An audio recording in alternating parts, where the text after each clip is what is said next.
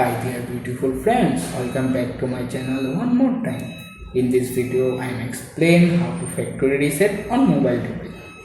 You can follow this updated method guide to easily factory reset your mobile phone and fix all of those issues.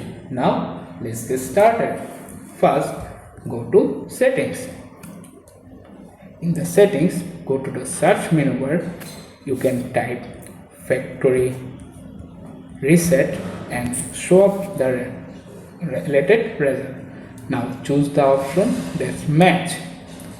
After this page you can tap again to open it up.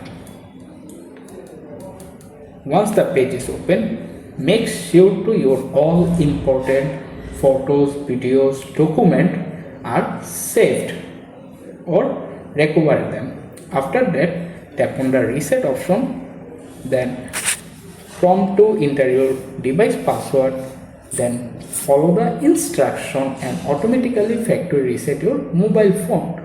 Thanks for watching. Please subscribe.